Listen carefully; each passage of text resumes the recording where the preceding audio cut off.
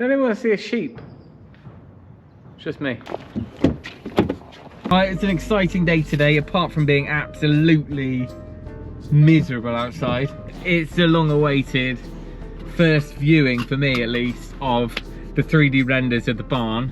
I'm going to pop up the lane to Joe's sisters because Johnny has been busy getting this thing all sorted. Joe's had a sneak preview already, but I haven't. So you're going to see it with me. Now, I don't think Johnny will mind me saying that he's probably more at home looking at a computer screen than being on one, so I might not be filming too much here, but I can certainly get some screen grabs and some videos of screen recordings of the render and share them with you. Anything you want, more polished, I can get out of it. I mean, essentially this is the base model, the 3D model. Yeah. Which he built from the plans. These are all they're all the plans. So what did you've just pulled up the lines where they were on that plan? Yeah, so normally I'd have been given these as each one of these elevations as 2D drawings, but because we had problems with that, what I had to do is I had to throw that PDF into Illustrator, which then converts all these to splines. Right. And then I had to import the Illustrator file into this, which gives you that. From that, you then build up the various layers. So if I just turn it off. Oh, cool. I don't know if it's easy to see, but when you hit render, this is a preview render, but to get to the kind of this sort of stuff. You had proper lighting and then you essentially set a camera up wherever you want it, and then this is kind of this is what I thought would be handy for you.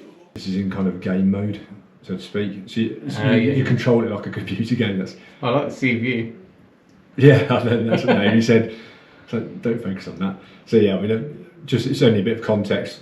So, but I mean, again, you can detail this to the point where you've got everything in. Yeah. But I didn't want to go too far with it.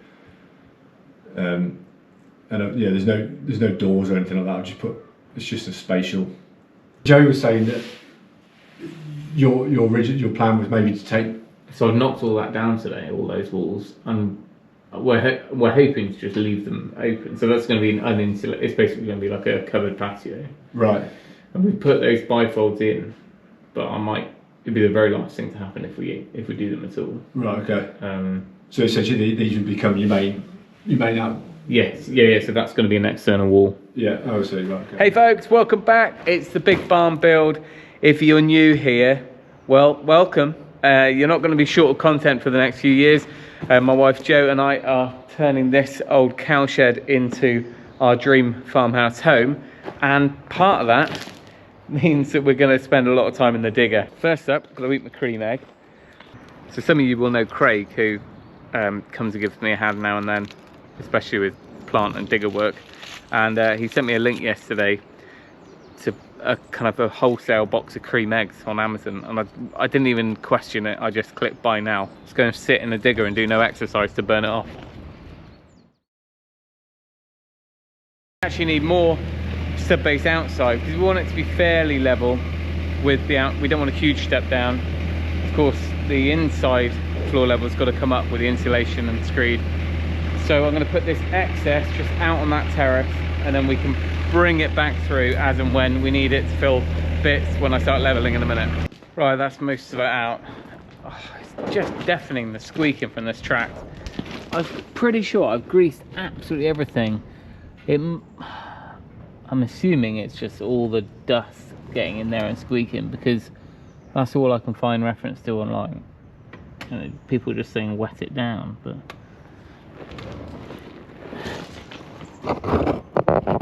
like, is it keeps getting bits of it's like metal and metal in there now. It keeps on getting bits of gravel and stuff stuck in the wheel, and then obviously crushing it out. But I don't know what else I can grease. I'm out of nipples. We're not going to do those bays over there. In actual fact, it's only a couple of it, because some of the patio area doesn't need to be leveled quite so well. But the middle section, if I can get that pretty flat, then I can kind of do the others based on that. This is what I've got. So I've got a self-leveling laser, which hopefully has batteries, and I need to turn it on to the receiver version. Let's hope it's not too bright in here. This has no battery.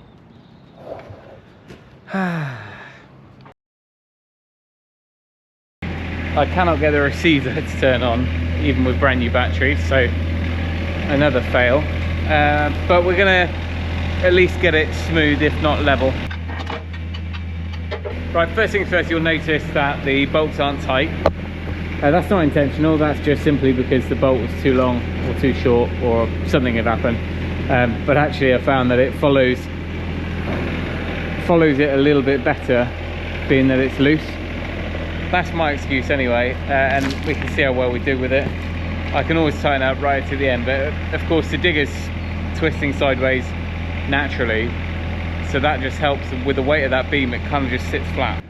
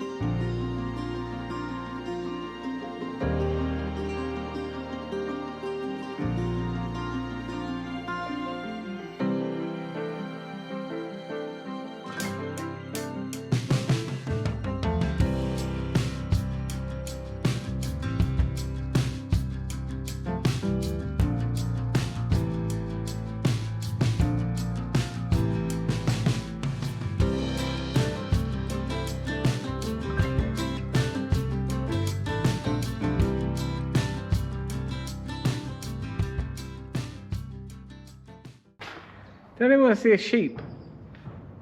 It's just me. This place is turning into a funny farm, I tell you. I did just have a quick word with her. No high-vis jacket, no boots. She didn't read the design. Tell you what, just having I don't know what that is, maybe 1.8, 2 meters. Just the width of it just is so much more even, as you can imagine, than using a bucket. I'm going to see if I can use the laser now, just to get a rough idea where we are. I obviously can't use the receiver, but I can see it on a stick. I'll just put a Sharpie mark on the spirit level.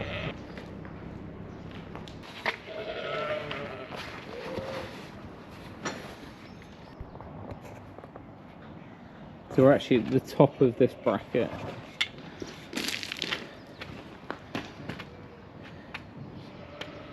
Far off, about 5 mil off there. So we are too high. 50 mil too high there. Which is kind of better, I guess, than being too low. That's bang on there. So what I will do, I'll come out a bit later when it's a bit darker. Just put a Sharpie mark on all of these steels as a bit of a datum. The idea is that you want, I mean, we need a minimum of 150 mil of type 1. We've definitely got that. And that's, I've only ever disturbed the top, I don't know, 100 mil as I'm moving around. So the main bulk of it is very compacted. I was going to give up for the day and leave it there, but Eden's going to come out and do half an hour's work before dinner. We haven't got the receiver, which is really annoying. I'm going to give it one more go, but if it doesn't work, I think it should still be okay with just the spirit level. You can see, you've got good eyesight, haven't you? Okay. Right, it's just a little, oh, here it is. It's got a magnet. Oh, this should, well, you would if it turned on. Just don't understand that. Turn on.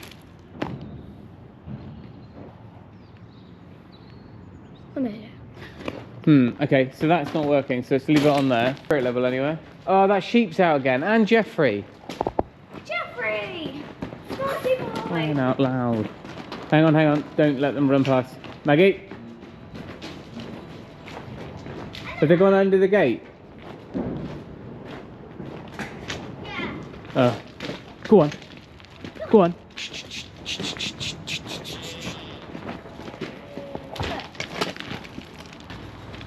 Yeah. Can you see on here? Oh yeah. Yeah. So the laser is there.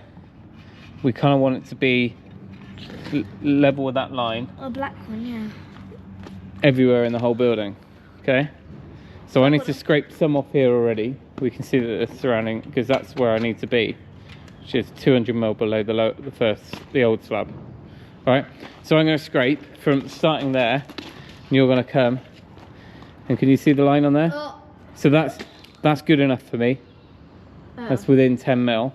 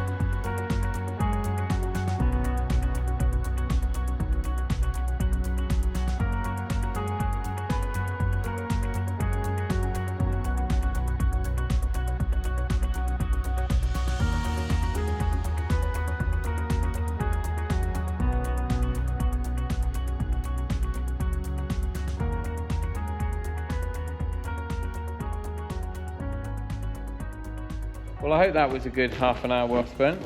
A lot of trust was put in Eden's eyesight then. Let's see how she did. I mean, she was less infuriating than the receiver, which just sounds, pretty good. It's just deafening. So she said it was a centimetre either side of the line maximum. I don't even know if the laser picks up on the camera. It should do. It's pretty good. Bearing in mind it's all going to be compacted down, we'll gain a little bit. And then we've got the sand to go on top.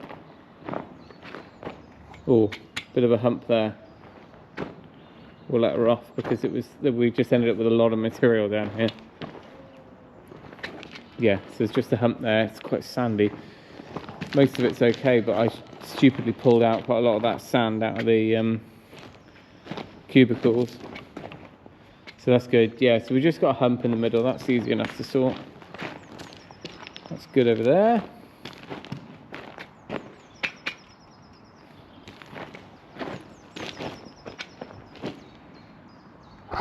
Can't actually see the laser. It's alright actually. We're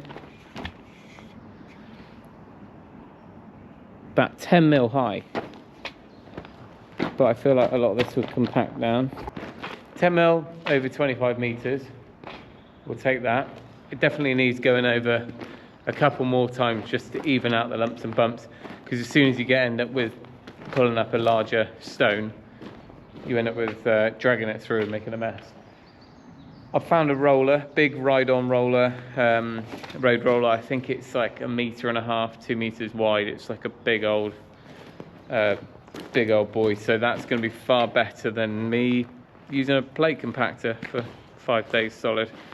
This end, what I'm going to do tomorrow is dig a ditch out there, because there's so much water comes off all this hard standing out here, and it did used to go along that sort of drain I did last year out there, and it just soaked away and picked up on the well, there was a drain the other end, but it just seemed to disappear. But we've had non-stop rain for what seems like months, so it's saturated out there. And because we're now a little bit lower in here, basically the same height, about, well, as you can see with the forklift truck. Let's stay away from the wet corner with the forklift. Of course, the new drainage, there's got to be a channel drain along the front, downpipes on each corner. All of that's going to get picked up and go down that way anyway. So we're just kind of getting ready for that, I guess. Now, the only reason there's a bit of a mess down here is the 4 corner posts. There's 3 of them left, and they were just in such a big slab of concrete. I'm going to cut them off below slab, these RSJs, and leave the concrete in the ground, and hopefully none of the drainage has to run through there, and then I can backfill this and compact it all down. It just makes sense. Otherwise, if I pull that up, I'm going to end up with a big void there, and we all know what happens. We'll just end up with a sinking hole there. But that was good. That was productive. I said half an hour. It's been about an hour. I've probably missed my dinner. So it might not be flat and smooth, but it's certainly getting level. So we're almost there with the floor, and trenching and all that sort of good stuff can happen now. You'll be glad to know that the forklift made it out. The jury is still out on the name. We had so many good suggestions, we might have to put it to a vote. But anyway, we will leave it there. Next video will be electrics. James and I getting in a load of ducting yesterday, so we ran some over to where the cabin is and the walled garden, and we're just trying to keep things future proof. For now though, thanks for watching. Remember, if you can, do it yourself, and we'll see you next time.